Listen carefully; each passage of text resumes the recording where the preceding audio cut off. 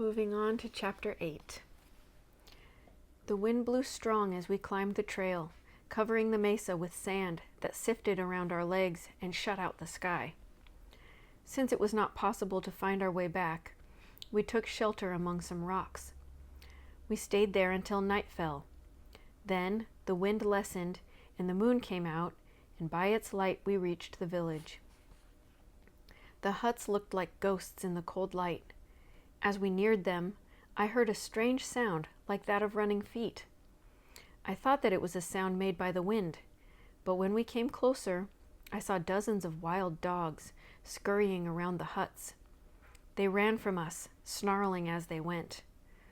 The pack must have slunk into the village soon after we left, for it had gorged itself upon the abalone we had not taken.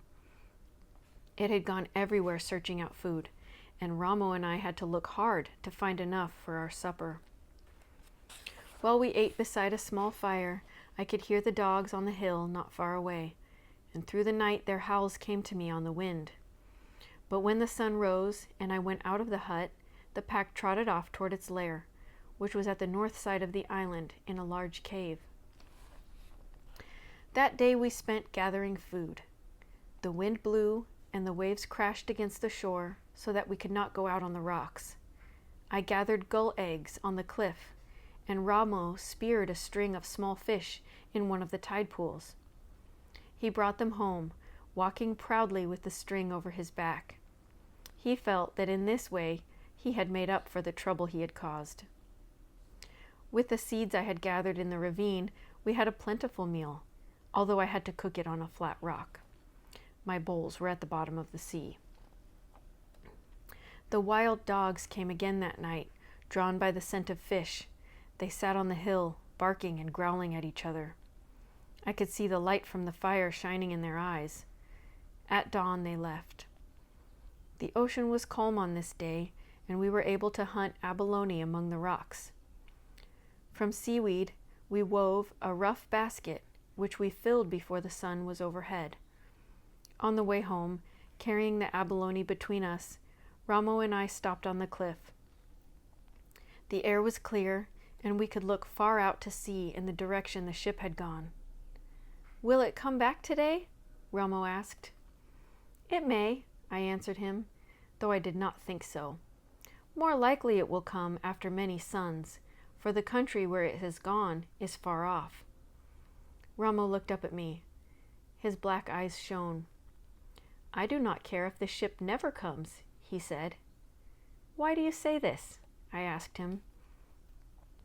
Ramo thought, making a hole in the earth with the point of his spear.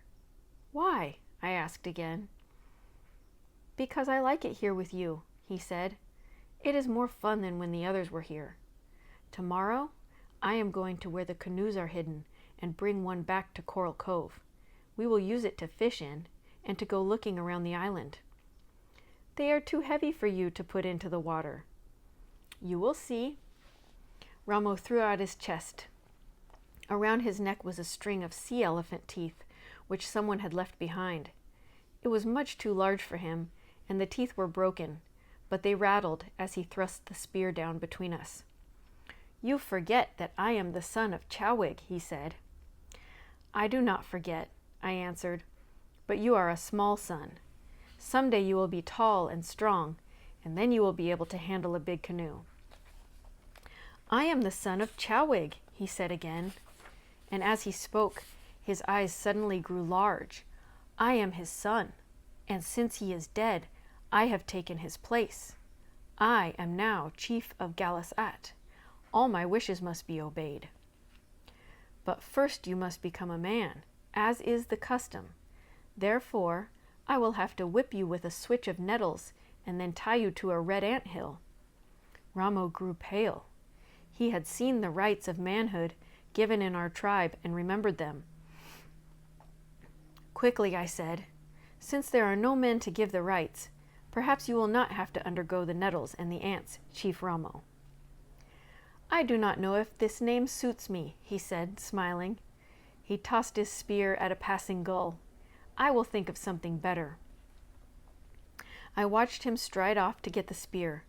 a little boy with thin arms and legs like sticks, wearing a big string of sea elephant teeth. Now that he had become chief of Galas-Et, I would have even more trouble with him, but I wanted to run after him and take him in my arms. "I have thought of a name," he said when he came back. "What is it?" I asked solemnly. "I am Chief Tanyositlopai." "That is a very long name, and hard to say." "You will soon learn," Chief Tanyositlopai said. I had no thought of letting Chief Tanyositlopai go alone to the place where the canoes were hidden, but the next morning when I awoke, I found that Ramo was not in the hut. He was not outside either, and I knew then that he had gotten up in the dark and left by himself. I was frightened. I thought of all that might befall him. He had climbed down the kelp rope once before, but he would have trouble pushing even the smallest of the canoes off the rocks. And if he did get one afloat without hurting himself, would he be able to paddle around the sand spit where the tides ran fast? Thinking of these dangers, I started off to overtake him. I had not gone far along the trail before I began to wonder if I should not let him go to the cliff by himself. There was no way of telling when the ship would come back for us. Until it did, we were alone upon the island. Ramo, therefore, would have to become a man sooner than if we were not alone, since I would need his help in many ways. Suddenly I turned around and took the trail toward Coral Cove. If Ramo could put the canoe in the water and get through the tides that raced around the sand spit, he would reach the harbor when the sun was tall in the sky. I would be waiting on the beach, for what was the fun of a voyage if no one was there to greet him? I put Ramo out of my mind as I searched the rocks for mussels. I thought of the food we would need to gather and how best to protect it from the wild dogs when we were not in the village. I also thought of the ship. I tried to remember what Matasape had said to me. For the first time, I began to wonder if the ship would ever return. I wondered about this as I pried the shells off the rocks, and I would stop and look fearfully at the empty sea that stretched away farther than my eyes could reach. The sun moved higher. There was no sign of Ramo. I began to feel uneasy. The basket was filled, and I carried it up to the mesa. From here, I looked down on the harbor and farther on along the coast to the spit that thrust out like a fishhook into the ocean. I could see the small waves sliding up the sand, and beyond them, a curving line of foam where the currents raced. I waited on the mesa until the sun was overhead.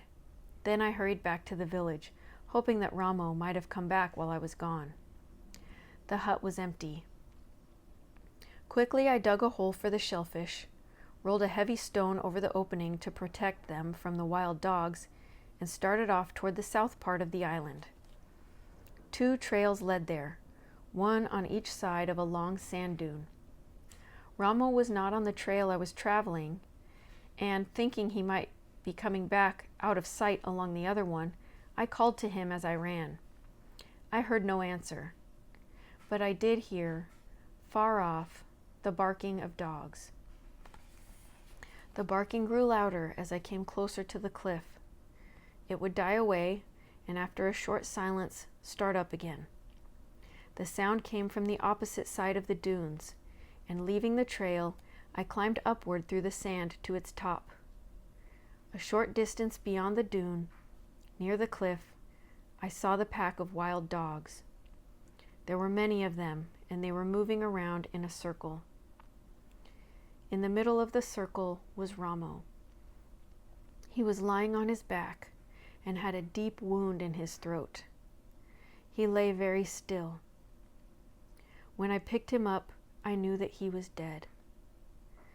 There were other wounds on his body from the teeth of the wild dogs. He had been dead a long time, and from his footsteps on the earth I could see that he had never reached the cliff. 2 dogs lay on the ground not far from him, and in the side of one of them was his broken spear. I carried Ramo back to the village, reaching it when the sun was far down. The dogs followed me all the way, but when I had laid him down in the hut and came out with a club in my hand, they trotted off to a low hill. A big gray dog with long curling hair and yellow eyes was their leader, and he went last. It was growing dark, but I followed them up the hill. Slowly they retreated in front of me, not making a sound. I followed them across 2 hills and a small valley to a 3rd hill whose face was a ledge of rock. At one end of the ledge was a cave. One by one, the dogs went into it. The mouth of the cave was too wide and high to fill with rocks. I gathered brush and made a fire, thinking that I would push it back into the cave. Through the night I would feed it and push it farther and farther back, but there was not enough brush for this. When the moon rose, I left the cave and went off through the valley and over the 3 hills to my home. All night I sat there with the body of my brother and did not sleep. I vowed that someday I would go back and kill the wild dogs in the cave. I would kill all of them. I thought of how I would do it, but mostly I thought of Ramo, my brother.